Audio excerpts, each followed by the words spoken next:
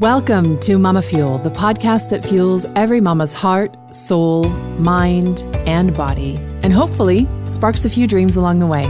I'm Ann Ferguson, Chief Nurturer and Mama Mentor at the Centered Mama Project, and your host for this podcast. I'll be sharing real, raw, and often funny conversations with beautiful mamas from around the world to remind you that you're not alone and that you're doing amazingly on this wild journey of shepherding small humans as they make their way on our beautiful planet. Let's get started. Hello and welcome to this week's episode of MamaFuel, the podcast. This is Ann Ferguson, your host. And before I get on to introducing you to this week's guest, Julie Creffield, I wanted to talk to you for a second about you. I wonder if you might be one of 6 mamas that I am looking for. Here's how you'll know if you are. If you sometimes feel like you give absolutely everything to everyone in your life, your kids, your partner, if there's one around, maybe your parents, your job, your business, and you get to the end of the day and there's nothing left for you, you might be one of the 6. If sometimes you get resentful or frustrated or snappy, or you just don't recognize yourself and you don't feel good inside anymore, you might be one of the 6. If you wish that sometimes you could just walk out the door, even for an afternoon, and not come back for a few hours because it's just a bit much, you might be one of the 6. What 6? So here's the deal. I've created an amazing program called Illuminate, which is a journey for mamas who are feeling completely lost to themselves. Mamas who find that and I say because this has happened to me, behavior starts to shift because we've given so much for so long that we just can't anymore. And we don't know how to get ourselves into a healthier balance. Mamas who have the biggest and most amazing hearts in all the world and want the absolute best for our babies and our kids as they grow. And then we realize that we forgot the most important person in the room, ourselves.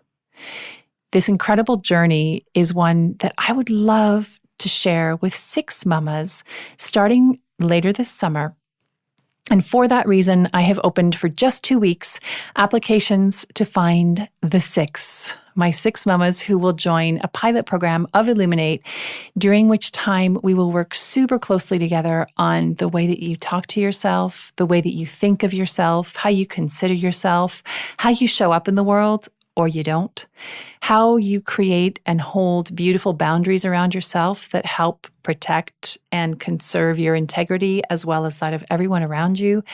And lastly, but so not least, your dreams. We will spend time exploring your dreams, crafting your dreams, living into your dreams, figuring out how to get you closer to your dreams. It is going to be an amazing 3 months. There are only 6 spots available, and I am taking applications for those 6 spots until the 14th of July, at which point I'm on holiday and it's going to be hard to have the conversations that we need to have. So if you have any curiosity at all about Illuminate, or you think you might be one of my magic 6, then how about you email me at Anne, ANNE, at thecenteredmamaproject.com, or go to thecenteredmamaproject.com/Illuminate. And on the really simple form that's there that says, I'd like to know more about Illuminate, just put your name and your email address, and I will get back in touch with you right away, because I would love to have conversations and find my 6 before I jet off on holiday on the 14th of July. So don't delay. There are only 6 spots. And if this speaks to you at all, then let's talk. Without any further ado, I cannot wait for you to hear my conversation with Julie Creffield. So let's get started. Bye for now. Hello and welcome to today's episode of MamaFuel, the podcast. I am super duper, particularly crazy excited today to interview my friend Julie Creffield, who is, as of 48 hours from when we record right now, a TEDx speaker. Whoop, whoop. She's also a life coach for people who don't do life coaching, which is my favorite description. And she's also a single mama. And she's also a plus size runner. And she's also a public speaker. And she's also a hugely influential figure in the fitness space in the UK and beyond. So this is our second crack at recording this conversation, because the first time we had a conversation, we got into some tender ground that I wasn't sure my oldest daughter, Carolina, would feel comfortable about. So Julie, thank you for being on here again and honoring my daughter's request to maybe not talk about the stuff that we had a really great conversation about the last time we recorded. So welcome. Glad to be back. I'm sorry that we can't share the first conversation, but we're going to get into all the things again this time because I've written them down, which is very unlikely. Usually these podcast interviews are not, I don't have questions written down. But let's start at the very beginning. It makes me want to sing The Sound of Music. A very good place to start. Tell us what your life looks like right now. Oh, goodness. What does my life look like? It's very difficult to describe, actually, how I live my life, and there's no consistency to it. So like one week I'm doing one set of stuff, and then another week I'm doing something, else completely different. And I guess people find it really difficult to kind of put me in a box and go, oh, she's that kind of a person, or people are like, what's she up to next? Like what aspect of her life is she kind of focusing on? So I mean, I do, as you said, I do a lot of kind of fitness stuff. So I've always got some kind of challenge kind of going on. So this weekend I'm going to Paris for the weekend to do the Paris triathlon. Yeah. So I do travel a lot for work and for these kind of fitness challenges.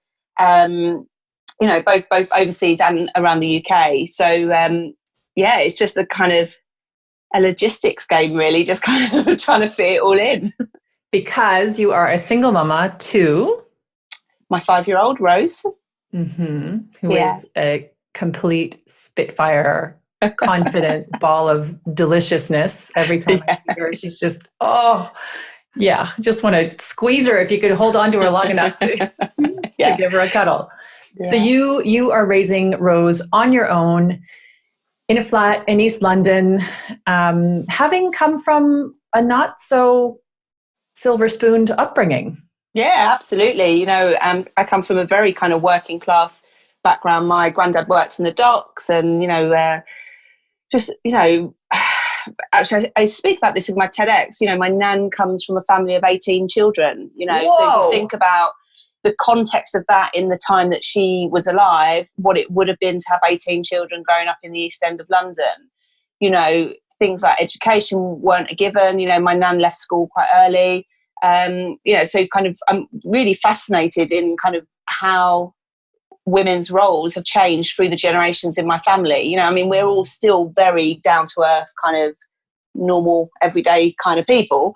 But kind of our ability to kind of, choose lives for ourselves. I'm very, very proud of kind of, the women in my family, really, and how we've kind of embraced our kind of history and our past, but also said, actually, we don't need to be defined by that, and we can go off and do exciting things. Yeah, and exciting things you have done, from the Disney Marathon to the London Marathon to now the Paris Triathlon to goodness knows how many in between. So how did you start? I guess I have two questions. One, let's start with your mothering journey. So you became a mama 5 years ago. Yeah. And when you became a mama, things were not so hot, right? Yeah, I worked on the London 2012 Olympics as a project manager for around 8 years in various different capacities. And I was made redundant on the day after the opening ceremony and happened to be 7 months pregnant at the time. Oh, so it was just, terrible planning or no planning on my part, but also kind of just a string of things that were completely out of my control. And actually, I've been made redundant 4 times in 10 years in various kind of public sector jobs. It was just the kind of, the sign of the times, really. And it just had a massive knock-on effect in terms of, I'd always been able to bounce back and get another job. I'm very, very employable. But the moment I had a child to look after, I couldn't just say, right, I'll do anything, I'll work anywhere, because I just weren't, I wasn't able to do that. And Rose's dad is an actor, so his work was very kind of up and down. And it just put an enormous strain on our relationship, really, and kind of really made me question what I wanted for the future. I didn't want to, go back into the public sector and then a year later be made redundant again, or have to play the politics game of getting promotions and things like that. I wanted to be much more in control over my own income. And so you made a decision to do what? So I'd been writing a blog for a while, actually, while I was still in employment. I set up a blog called The Fat Girl's Guide to Running, which was all about kind of just my experiences of being a plus size athlete. And at the time it was completely anonymous, so it didn't interfere with my work. There's a bit of kind of conflict of interest there. And, I'd been writing it happily for a couple of years and had quite a following, but no one knew who I really was, if that makes sense. And then, I had Rose, I got back into running, started writing on the blog again, and people were still interested even though I'd had this massive break. And I was just like, I wonder if I could make some money from this blog. I've got all these followers. So I went along to a local kind of business development centre in East London and said to this guy, I'm interested in turning my blog into a business. And he basically said it would never work and that it was all about my ego and I'd never make any money and all this kind of stuff, which was just like adding fuel to my fire, really. Sure. So I thought, right, I'll show you. So I got a loan from the job centre because I was on unemployment benefit at the time. Got a loan and kind of packaged it up as a T-shirt company, actually, rather than a fitness company, because they couldn't really see how a fitness company would work. And I sold all of my stock in the first 2 weeks. Amazing. And just the business has kind of grown from there, really. So cool. And so one of the things that you do now, among many others, but certainly what you were doing when our paths crossed through our shared mentor, Gemma, who was episode 15, I think, of MamaFuel the podcast, was that you had your blog, Too Fat to Run, right? Yeah. And you were organizing runs for plus size women to encourage them to become active and move and enjoy the bodies that they're in and celebrate themselves. And that is something that really caught my attention, because as someone who, I wouldn't define myself as plus sized, but I would define myself as really sedentary a few years ago, even a year ago. And you got me running. You don't know this, but you got me running because I was thinking, wow, she is able to get all of these people who have never exercised and who've never gone out and done stuff. And I used to recreationally play football and play ultimate frisbee, and I'm a yoga teacher, and yet had fallen into this entrepreneurial, welded to the computer and desk chair phase. And just knowing that you were out there running and setting yourself these massive challenges and finishing the London Marathon, just finishing it, who cares in how much time? And your ladies are out there constantly killing it, finishing it despite everything that's thrown at them, on top of their own inner language and beat up. I cannot tell you how many times you have got me out the door, no sneakers on my feet, and got me out the door. So thank you from me, but also for all of those women. How did you go from a t-shirt company to organizing all of those things? I think in the early days, the blog was quite ego driven. So it was all about me, and it was all about, whether I'd lost weight and what I was training for and how hard it was and all of that. And I got bored. I got sick of speaking about myself. I was like, how many times can you talk about coming last in a race or somebody shouting something out? Like, it's not actually about me. And then other women would start emailing me and saying, I read your blog and that's happened to me. And then their stories were far more interesting than mine. Mm-hmm. So there was a massive shift that was more about, talking about the issues that affected us all rather than just my journey. Mm. So it became a little bit more political, a little bit more kind of a little bit more controversial, like a little bit more provocative, calling out kind of, the way that the traditional running scene is. Mm-hmm. And I think the big shift was when I started putting photos up. So, when I shifted from a blog to a business, I got some great advice that said you won't be able to do that anonymously. You have to be the face of your brand. And that's when people started to really identify with the kind of values of the company, because they could see it. I mean, they could see me in my Lycra. I don't have a perfect body. And, you have to be able to, you can't be what you can't see. So I think the visual aspect of the company and being able to profile other runners, women were like, oh my God, these women look like me. Maybe I can do it. It's much more than being able to read something or hearing me talk. It was that visual aspect of it, because there's a lot of kind of misconceptions about running. Lots of people say, oh, you can't run if you're overweight because your boobs get in the way, or it's bad for your knees and all of this kind of stuff. But actually my women prove that that's not the case. Totally. You just put on a second sports bra. I remember someone coming into a class and she had 3 sports bras on, and not being someone who's particularly heavily endowed in the boobage department, I was like, tell me about that. Like, wow, that's such a good idea. That never would have occurred to me. And she was there and she could do the stuff that she needed to do. And she just had the girls taken care of. And you know, I remember reading one of your blogs that was so funny, and it was about thigh chafing and how they rub together, and you need to use Vaseline to make sure that you don't get blisters. And oh my God, every single woman, even thigh gap women, have thighs that rub. Like, and reading that blog, I was like, oh, me too. I think that's one of the big powers, like you said, about stepping forward into owning it and saying, this is me, like, and this is me, and come and join me because I'm just the same as you. And you said earlier, I want to pick you up, so I'm going to interrupt. I'm going to pick you up. You said, I don't have the perfect body, and I will counter that and say, you flipping well do. You have a body that has run marathons and is about to do triathlon. Your body is incredible, and the mind that manages it is out of this world. Yeah. And I get that. You know, I have the perfect body for me at this moment in time, and it does everything I need it to do.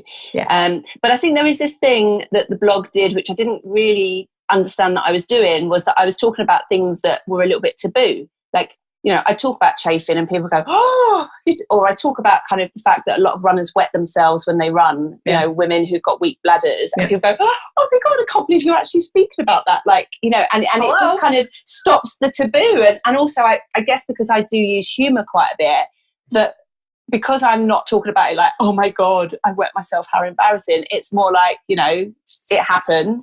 And, you know, no one died, you know. So I think it's, you know, there's a lot of embarrassment and shame around being overweight, but also there's a lot of embarrassment and shame in women's sport.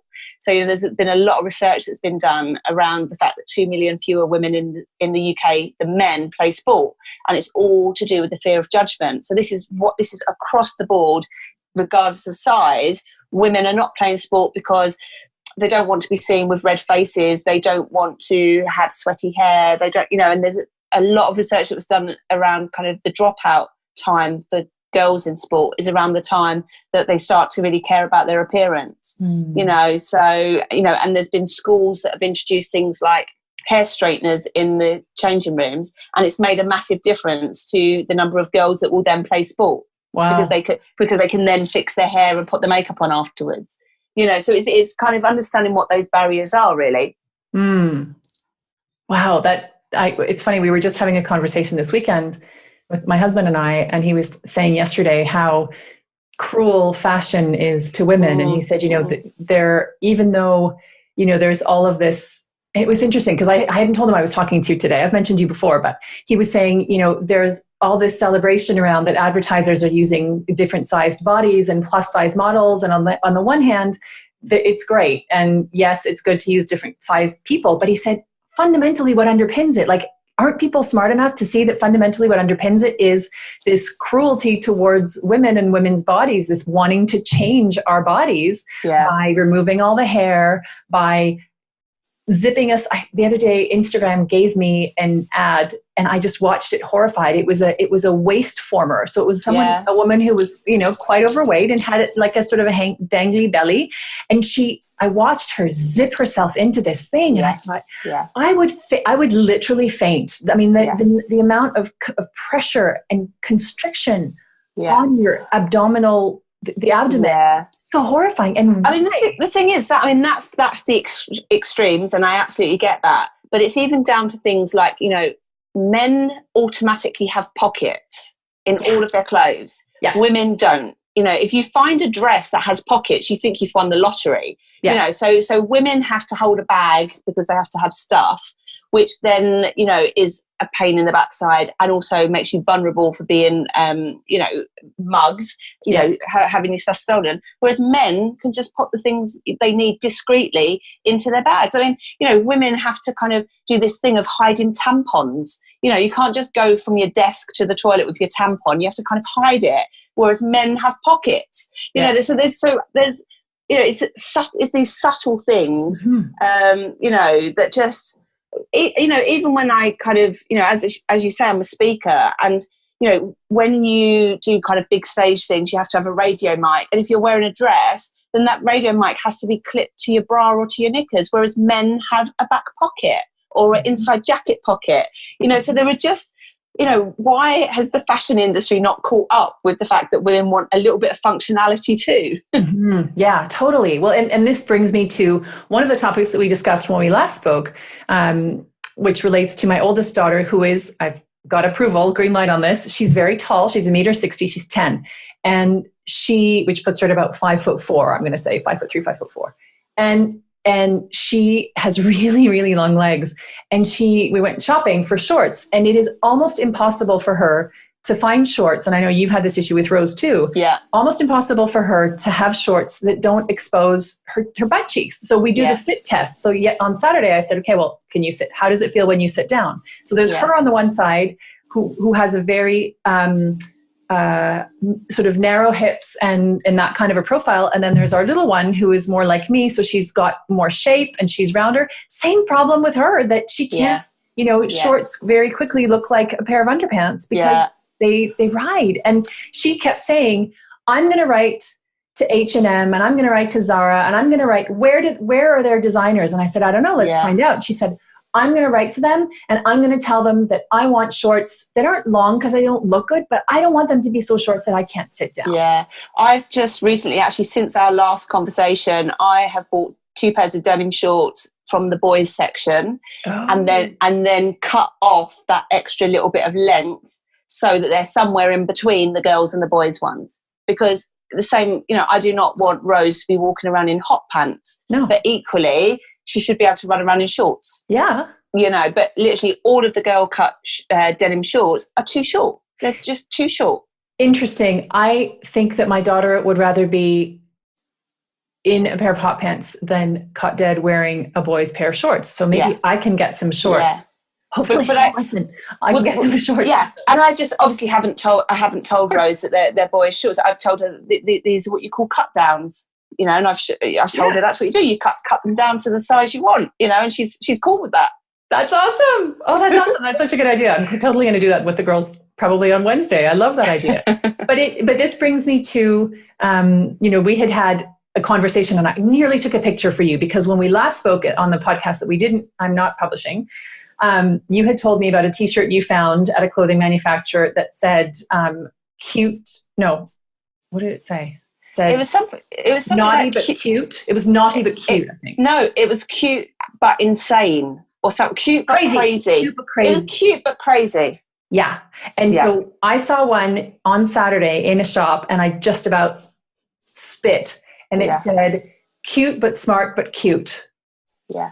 And I thought, are you serious? This isn't just one manufacturer. This is now 2 saying cute but smart but cute, because you can't be cute and smart. And if you're willful and strong and powerful as a girl, you're crazy. Yeah. But also, why does fashion have to have a statement on it? Yeah. Why, it just because you don't have it in the same way with boys. It's just. I don't know. I find it really frustrating. I don't know, because I see T-shirts on boys that do have messages on them, and I agree with you. And it's funny because Nina was saying this to me too on Saturday. Why did T-shirts have to have things written on them? I don't want I don't want my clothes to say things. Yeah. And I thought, I totally agree. I mean, I saw a T-shirt in a shop yesterday, and I didn't take a photo either, but I really wanted it, and it was something like choose pizza. No, it was something like choose pizza, not love, or chase pizza. Chase pizza, not love. And I was like, okay, what do I think about that? And why would I choose to wear that? Why would I not choose it? I was just like, why? Why? Yeah. Why would you chase pizza? Okay, so I wanted to touch on 2 topics that I know are near and dear to you and to me. One of the things that we often talk about when we speak is taking up space. Yeah. And it's something that we had talked about when you were way before you started prepping for your TEDx that you did on Saturday at time of recording 48 hours ago, almost exactly. And I think it was part of what kind of prompted your thinking process around this, which was that we should be allowed to take up space just by purely existing. And it had come out of a conversation around experiences that some of your plus-sized ladies had while running. Can you tell us a little bit about some of the challenges that your plus-size ladies and that you have faced while running, some of the things that have been leveled at them, so that anyone who hasn't been in this situation can start to have a slight understanding of what challenges. So I think there are a number of like real things that happen that influence how women behave and think. And then there's another set of stuff which is kind of imagined. And I think they're both as difficult as each other. So, the stuff that happens is that, women get comments, cars hooting, things thrown out of the window. They get followed down the street. I had my bottom slapped once while out for a run. But it's the comments, it's the and the comments, interestingly, sometimes the comments are meant to be encouraging and they're not. Often a lot of older gentlemen will go, "Oh, well done, love, keep going and you'll soon be smaller," or kind of and you can kind of start well done, love. yeah or just not comment at all, just not comment at all. And that's what kind of our women are saying. It's like, we don't want to patronize, we don't want people to go, "Oh, look, fat woman running, therefore let's encourage her." And I get where that comes from, that sense of like being inspired and going, "Oh, good on you, love." But we just want to be anonymous. We just don't want to have that level of kind of attention. And actually, there was a lady on Twitter a few days ago who posted about, she went for this run, and it was a 5-minute run along this kind of reasonably busy road. And she said in those 5 minutes, she got abused 10 times. So out of vehicles, mainly from men. Well, completely from men. And she was like, "I should be able to run in peace. I should be able to run in peace." So there's that kind of stuff. But I think there's also the imagined. So some women will have never experienced any of that, but the fear of that, and because they hear other people talking about it, the fear of it stops them from going out and running in public. So, I've had stories of women running on treadmills in garden sheds because that's far more safe than going out and running in their local area. And by safe, it's about their confidence being knocked rather than any kind of physical safety. It's more about kind of, just, and it is that thing like, how dare you be visible in that way as a larger lady, and interestingly, often the comments are coming from men in vans that are not, that don't have perfect bodies either. Of course not. Of course not. You said to me, I remember you telling me that one of your ladies did the most recent London Marathon. So was it April of 2018? Yeah. And she was, I don't know how many hours she took, 11 hours, yeah. And she finished the marathon. I mean, my goodness. And she had people telling her to just give up. And aren't you done yet from the side of the road while they're drinking beers on the pub, in front of the pub? Really?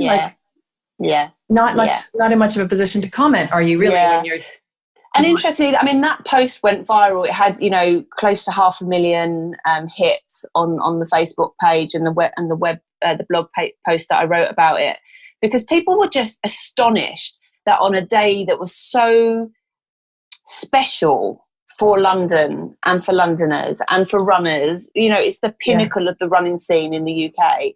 And it is a very inclusive race. You have people of all different kinds of abilities and sizes and, all of that.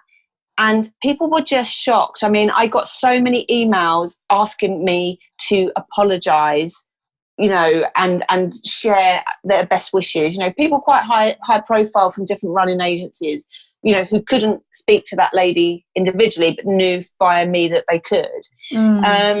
So I think it disappointed a lot of people. And I think it actually was in many ways brilliant for the plus size fitness movement, because it illustrated just how challenging it still is.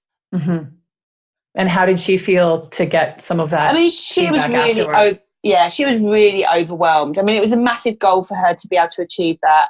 she has a pretty tough skin, so, it didn't completely crush her. In many ways, maybe it made her a little bit more determined to finish. And she's got other races coming up. But she was completely overwhelmed by, the amount of well wishes that she had, on different running forums, So yeah, she's still part of my community. She's still training. And I think it was just, it's awful when you hear stories like that, but it's great that we have a platform to be able to talk about it. Yeah. So this bigger idea of being able to take up space, because you as a plus size runner, you as a woman, you as a mama, a single mama, of a girl, like me, also mama of 2 girls, we have had conversations about how it's important for us to be able to take up space, to feel safe in that space, to claim our own strength and our voice and our capabilities, and to stand strong in who we are without facing all of that internal stuff. And when you were talking earlier about the women running in their sheds, I've even had, my own critical voice, which is something that has been learned from my experiences as a child around, you shouldn't be running in Lycra, or you shouldn't this. And, you shouldn't be teaching because you've gained a little bit of weight. And so, teaching yoga teachers shouldn't be in front of really, this is from someone who has, I could open a library with all the self-improvement and self-help books that I have and that I've read and that I've ordered and I haven't read yet. I have all of them. And even with all of that consciousness, there's still those ready little shits in the back of my head with these messages that I'm trying so hard to not pass on to my kids, because I know that the external environment is going to come in, and our oldest is starting at a new school in September, and I'm concerned about that, being in a pool with much older kids. And but I think ultimately we need to learn to be more resilient. The world may not change. We may, this fear of judgment is the stuff that's really driving my work at the moment. We have to find a way of it sounds really kind of hippie, but we have to be able to love ourselves so radically that it doesn't matter what anybody else says. It doesn't go in. It just rebounds off you, and you just get on with living your life. And this is the stuff that my TEDx is all about. If women, and it is this context of running, if women are not playing sport because of the fear of judgment, what else are they not doing? Yes. Are they not setting up businesses? Are they not going for promotion? Are they not building meaningful relationships? Are they deciding not to have kids? All these big life choices that women may be putting off or not doing 100% because they're afraid of some kind of backlash, often to do with how they look. So a lot of this is around, I don't look how I should. I don't look like the people I see in the media. So a lot of this is women's kind of self-doubt about the way they show up in life, their physical appearance, maybe, features that they are never going to be able to change. I have a massive mole on my face. Unless I go for surgery, that's always going to be a part of me. I have freckles. That's always going to be a part of me. There are certain kind of features that even with the best will in the world and, throwing money at it, you have to learn to say, I'm okay with me. I'm okay. And actually, I believe that our bodies and what we look like are not who we are. And that's where we've gone wrong. We define people and we say, I don't even know the statistic, but there's that quote that people always say about, how quickly people make a first impression. So what we've done, because we know that, we go, we better make a good impression and we'd better show up as, this, and we'd better do this. And it's never enough. Never enough. So the thing of I always used to straighten my hair for things like this and make sure I had makeup on so that I show up as my best self. No, I'm just going to be me. And if people don't like the way I look, then that's on them. It's not on me. This is me. I'm who I am. Whether my hair's straight or whether it's curly, I'm still going to say the same stuff. I'm still going to do the same work in life. And I think that's been the big realization for me, is that as women, I feel like we need to move away from it all being about how we look. And I think that the stat that really got me going with this kind of talk was that the average woman in the UK will spend 31 years of her life on a diet.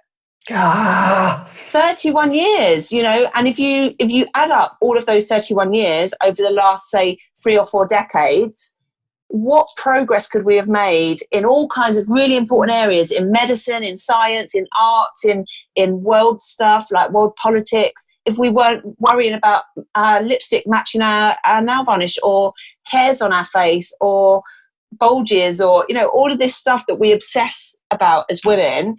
If we weren't doing that, we could be saving the world. You know, and I know that sounds really like big and, you know, pie in the sky, but I do really believe that.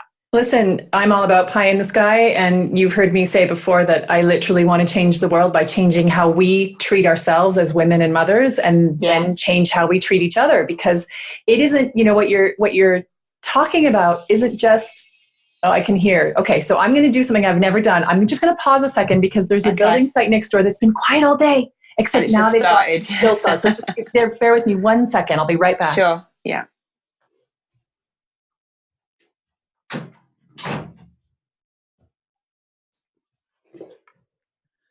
Okay, back to regularly scheduled programming.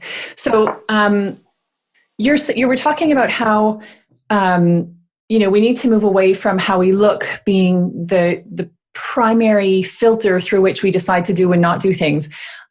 Yes. And back to the discussion, my husband and I, I'm pointing, for those of you not watching, I'm pointing out my window because my husband and I were sitting in the garden yesterday having this conversation about how there is this, he sees this cruelty, built-in cruelty in fashion. And he was talking about hair removal. And he was like, why do you have to take the hair off your legs? He's a little bit older than I am. And he was like, generationally, when I was young in Argentina, like nobody shaved their legs or waxed their, why would you? You have hair on your legs for a reason. Oh, there you are. You left for a minute. Yeah, I have a battery problem. Okay. My phone battery. Okay. It'll be fine for another 10 minutes or so, I reckon. Okay, all right. So I'm gonna maybe re-ask that question. Yeah, sure. See if we can do it. Your sound isn't that bad, you know. If you want to unplug your and plug the thing back in. Yeah. Because that way you can plug your. Yeah.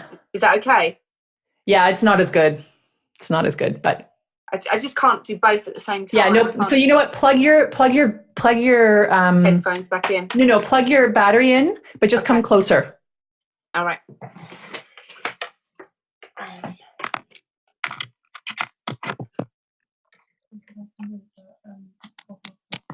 Yeah. Is that better? Yeah, that's better. Yeah. Okay. Yeah. Okay. So I'm gonna ask that long meandering question again. Okay. Here we go. I'm just gonna turn you up because I can't hear you. Okay. There we go. Can you hear me? Yeah. Okay. For some reason, are you still sideways? Yeah. Okay. Okay. So I'm gonna ask that question again.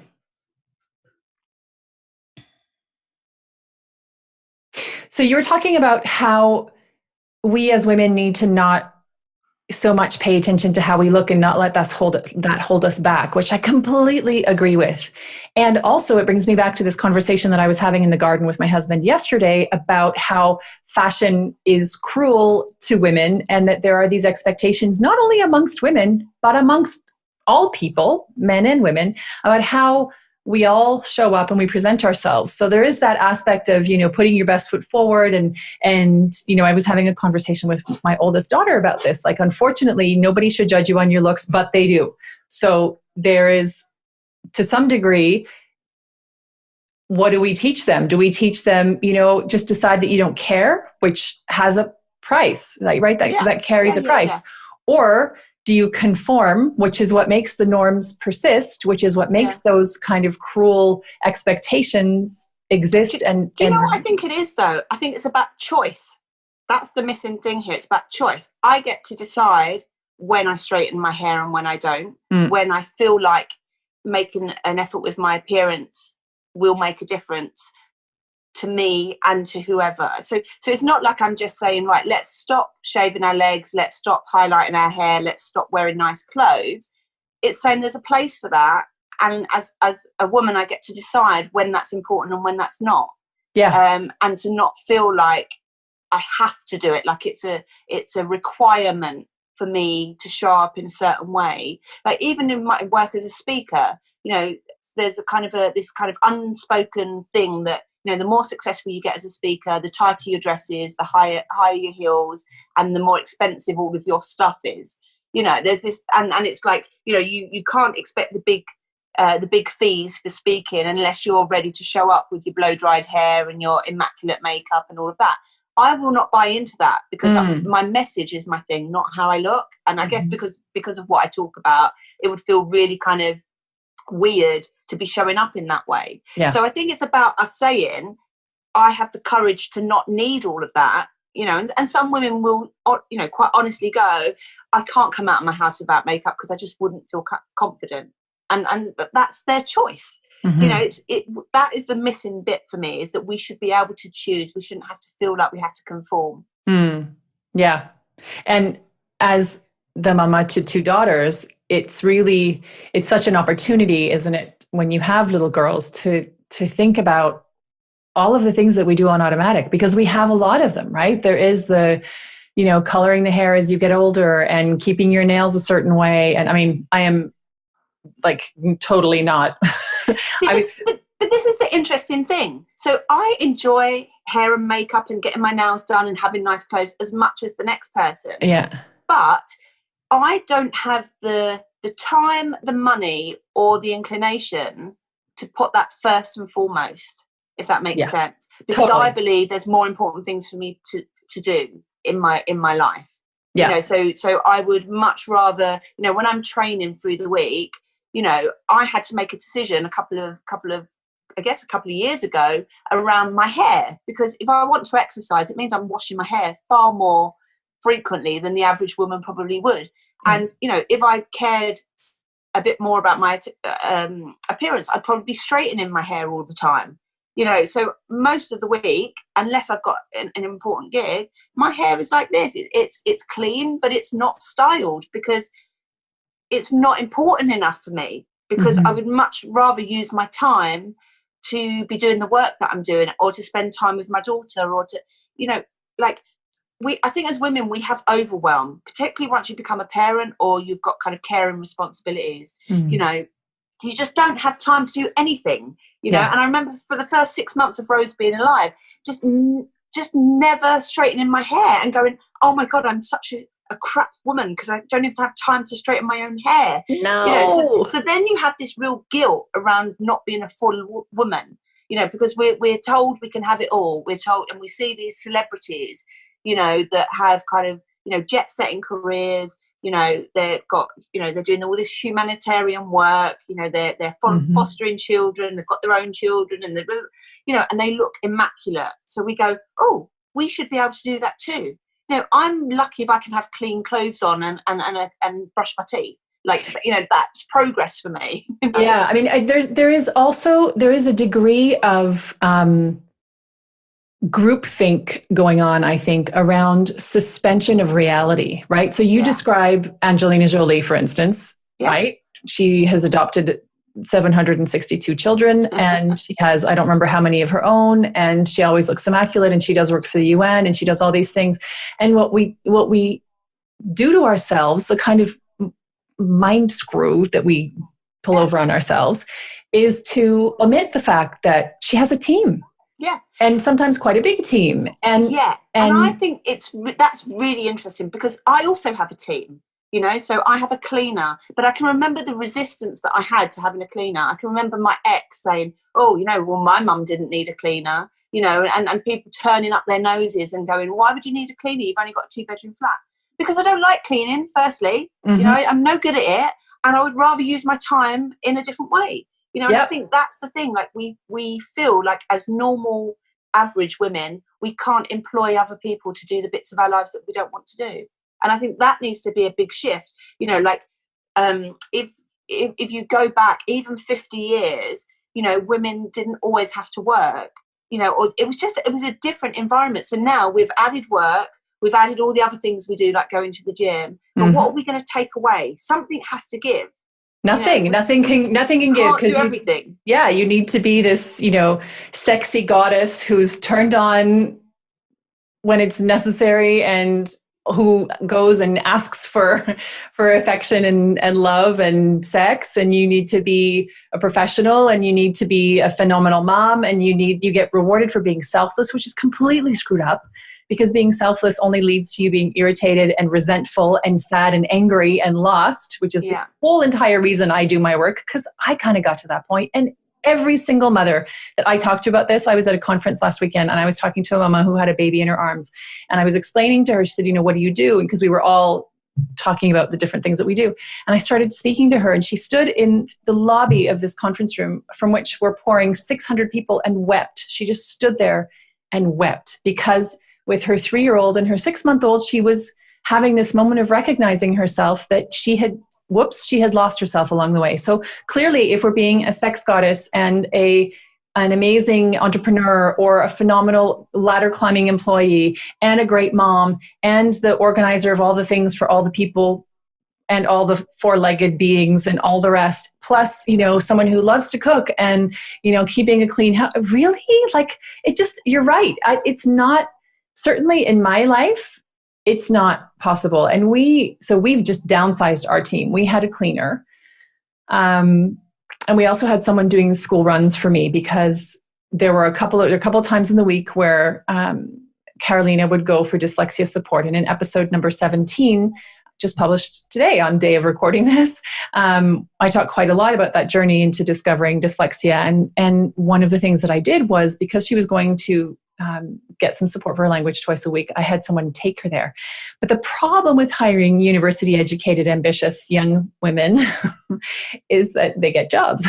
And so, well, that's just happened with my babysitter, my perfect babysitter that I've had for about 8 months, who is just adorable and perfect for Rose, has just got this real kick-ass job. Amazing. So I'm, of course, really proud of her. I'm like, yeah, you go live your life. But I'm also like, I now don't have a babysitter every Wednesday, and that's this is it, But that's, and the thing is, this sense of you shouldn't have, depending on your roots and what your surroundings are, if, for you, one of the things that you've mentioned before is this sense of people are going to think I'm getting too big for my boots, because you're stepping into your power.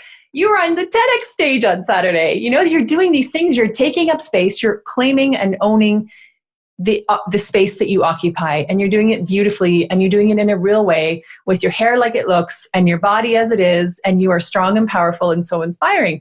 But there's always going to be people taking you down because you have a cleaner. So I conversely live in Geneva, where everybody has a cleaner, and people are like, oh, why do you no longer have a cleaner? And I was like, well, because of a choice that we've made to send our girls to these particular schools, I can pay the cleaner's salary, or I can pay 50% of school fees. I'm going to pay 50% of the school fees, and my kids are going to learn what it's like to clean a house, and we're going to do it together. Because when they leave here, I want them to know how to do it, so that if they can't at some stage afford to pay somebody, that they're not at a loss, right? And that they start to understand the value of, hey, this is why we want you to pick up your stuff. Hey, this is why, they start to have a different, not from a punitive sense, but really from a wow, keeping this house clean takes a lot of work.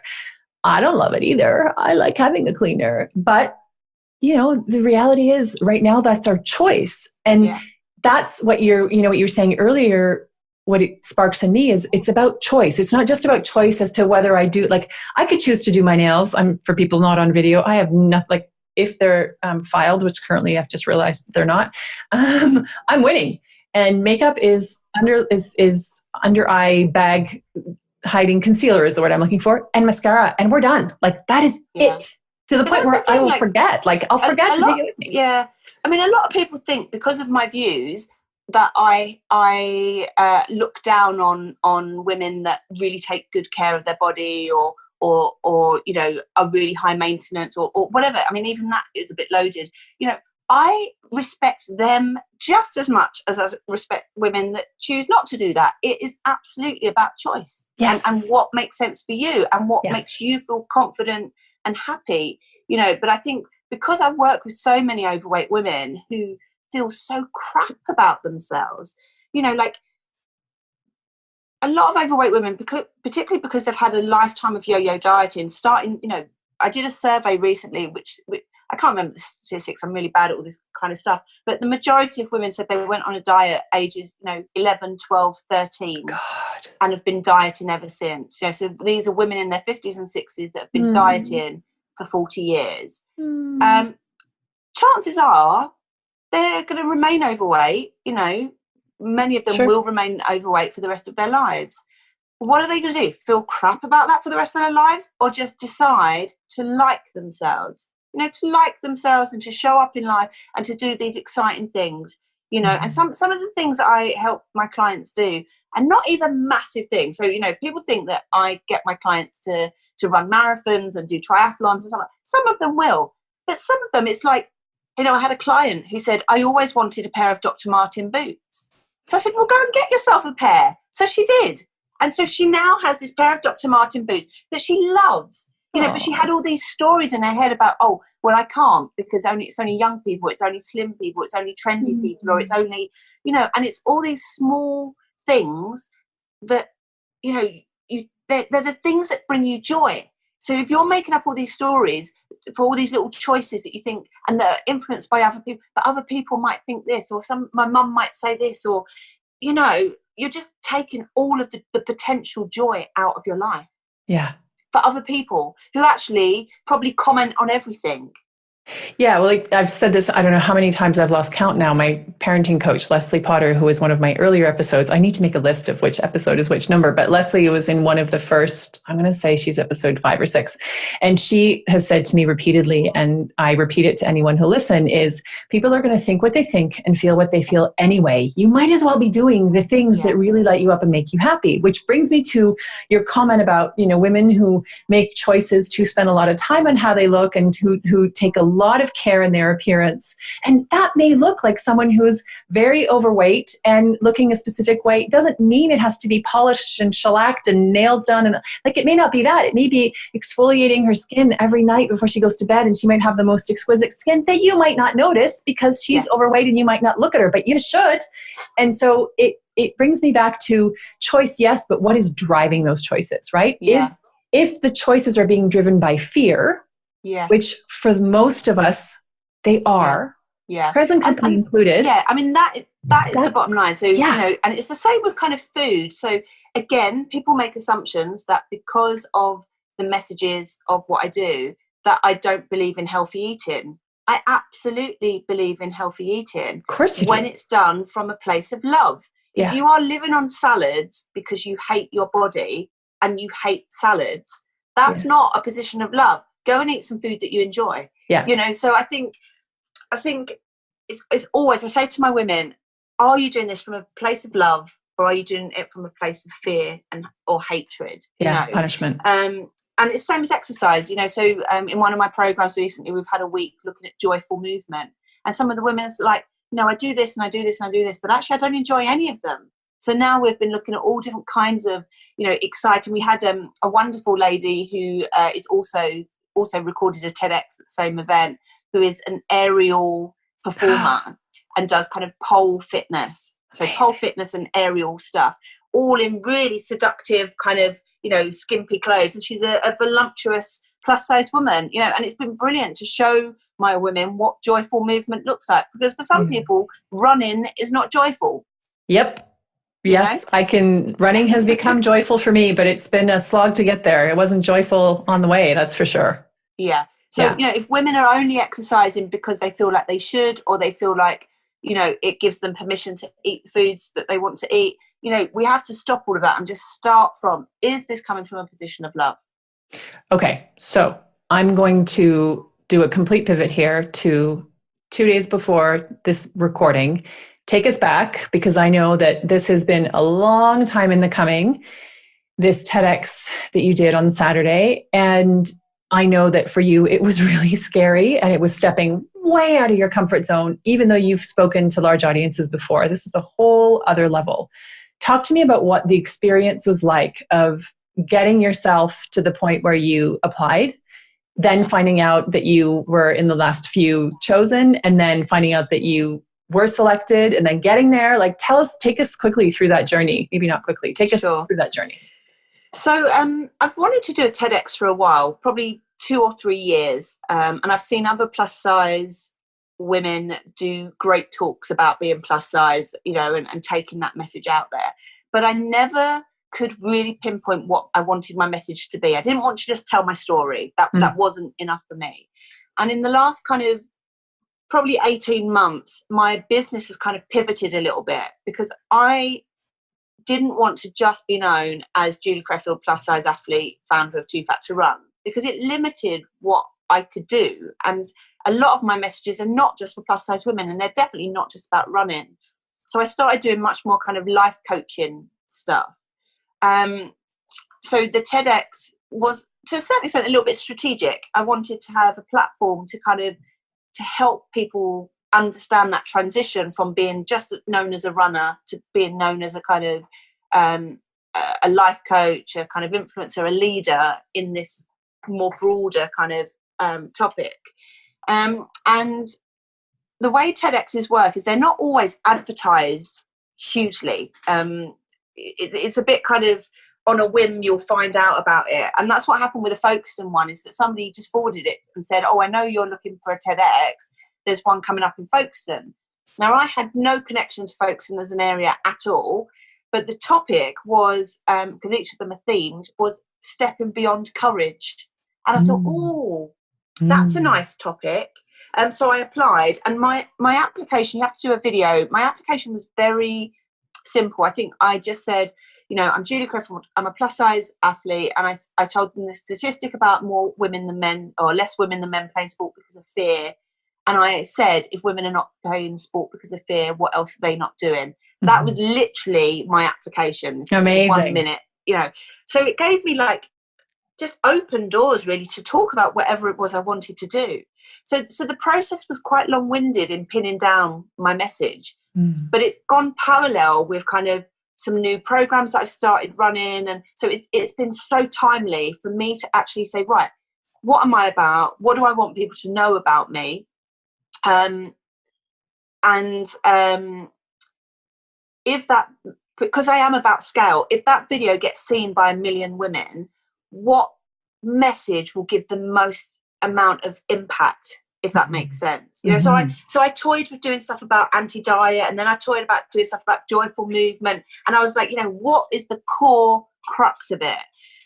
So what I come down to was the idea that you know, if we stopped with this pursuit of smallness, then we could live bigger lives. So that became the thing that I really wanted to kind of talk about. But it's interesting because I am a professional speaker and I have spoken to much larger audiences, but there was something different about this. It just was so incredibly scary. Like, I cannot describe to you how scared I was on Friday. Like, I did a rehearsal on Friday that just went completely wrong. And I was like shell shocked. I was like, oh my God, I've built this thing up. Everyone's looking forward to seeing the video. I'm going to absolutely mess it up. Like, there was just so many fears. And the irony being that the talk was about fear of judgment. And what was I most fearful of? Being judged. So the whole process was a bit like action research. You know, it was like kind of having to go through that process to make sense of it, to be able to talk about it from the stage. And it went okay. It went okay. I felt completely in flow, which I hadn't in any of the other rehearsals. I felt quite tense. I think I spoke about everything that I wanted to speak about. I didn't do it in the order that I planned to, which was quite funny. So I jumped about a little bit. But it went down incredibly well. I was the last act, so that came with its own set of pressures as well. But there is something scary knowing that video will define me to a certain extent, or people will think that it defines me, and it stays in the world forever. And that comes with a massive pressure really to say the right thing. But how amazing though that in a way the very message that you were conveying was to step beyond your courage and to do it anyway, right? And to be imperfect, because that's one of the core messages that you are constantly communicating, whether it be through Instagram or through anything that you do. It's all about just being real, and that you're enough, and that, you know, it's how you are is good enough, and that having the space, taking up the space is enough, and that you don't need to apologize, and you don't need to make yourself smaller to be okay. Yeah, and do you know, one of the things that really frustrated me, and we've kind of spoke a little bit about this today, is that I was watching how the other participants prepared, and like the women were all about like, what are we going to wear? Like, how am I going to look? How do I want to show up? The men were able to just pretty much to focus on their content. You know, so there was this big kind of shift, and you know, there were women that were having to dye their hair the night before, get their nails done, squeeze themselves into pull-up pants, you know, so there was just I felt a real divide between the men and the women. The men could just show up pretty much in the clothes they wanted to wear, and I had major kind of like, what do I want to wear? Because I'm giving a talk that's about not being judged, and I know I'm going to be judged on what I wear. And I had this whole thing about, you know, you should wear a dress because if you want to get booked as a keynote speaker, you know, around the world, that's what's expected. So I had all of this pressure. But then I really went into myself and said, like, how do I want to feel on that stage? And I wanted to feel grounded, and I wanted to feel like myself. So that ruled out high heels, because although I like to wear high heels, it's not me in terms of my brand, and I knew I wouldn't feel grounded in heels. I wanted to wear jeans, because jeans are what I wear. Well, if I'm not training and I'm not going out to a posh something or other, I wear jeans. You know, I show up in jeans to meetings, and I travel in jeans, and jeans are me. But I also wanted to make a bit of an effort so that I looked presentable, and so that I looked like a good version of myself, like Julie on a good day. You know, so in the end I wore this red jacket and a white blouse. And what was really interesting was I thought, well, if I am going to wear jeans, I'll buy an expensive pair of jeans. So I went around looking for a really expensive pair of jeans. And I couldn't get a pair of designer jeans because they don't do them in my size. So I got kind of a high street brand, which was still more expensive than I normally buy. But what happened on the day was, because I was on last, I didn't want to get dressed early in the day because I didn't want to get hot and sweaty and all of that. So I left it to the last minute, and I probably left it a little bit too late. So I was a little bit panicky getting ready. And this sound guy wouldn't leave the dressing room. So I was doing my makeup and trying to get ready and all of this. And I got foundation all down my white top, like literally like, and on my jacket. So it became this big thing like 20 minutes before I'm on. Luckily, I brought a spare top with me. But there I am with baby wipes trying to get this thing out of my... But it's just the irony of, here I am really caring about what I look like when actually I should be focusing on the content. So in the end, I didn't wear my nice jeans. I wore the pair of Primark jeans that I'd been wearing all weekend, because I was like, this is me. Like, this is me. And actually none of this matters. And that's what I was talking about in the talk. So in a certain way, like, I literally did have to have words with myself about living, like walking the walk. Yeah. You know, because even me, who knows all of this on like in a headspace kind of way, I still get caught out by it. Yeah. I still get caught out by going, oh, I must do my nails and I must sort out my moustache and I go, but actually none of it matters, Julie. Yeah. None of that matters, you know? Totally. Well, I'm so excited that you've done your TEDx Talk. Yay! Yeah, I mean, I think to a certain extent, the recording of it is just the first step. Yes. Because it's what happens with that video now. Yeah, totally. You know? I cannot wait to see it. And when it is live, I will link to it in the show notes, because it won't be live yet at time of recording, but at time of publication, it may be. And if it's not, then make sure you check back. And I have one last question for you before I dash off to get my small humans from school, second last day of school, which is, where do you get your MamaFuel? I think the moment I had a daughter, like specifically a daughter and not a son, I just wanted to show her that she can do anything, that she could do anything. So I know that she watches every step that I make, and I can't tell her that. I have to show her it. So even when being away from home probably makes her feel a little bit sad sometimes, I know that when she becomes my age and wants to follow her dreams, she won't feel held back. So I guess I get my fuel from being able to show her that we each get to choose how we live our lives.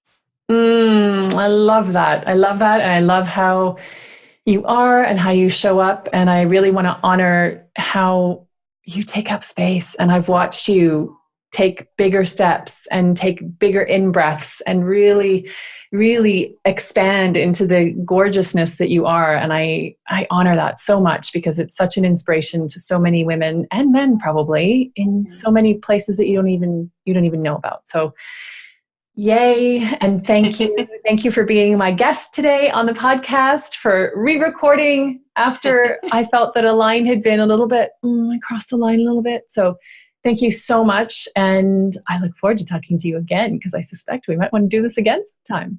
Sure. Thanks for having me. Thank you so much. Have a great rest of the day.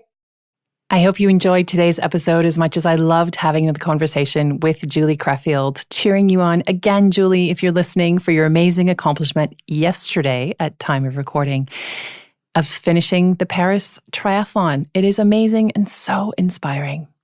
And for you listening, thank you for being here. Thank you for still being here now at the end. And I hope that you'll give some thought to contacting me about joining Illuminate.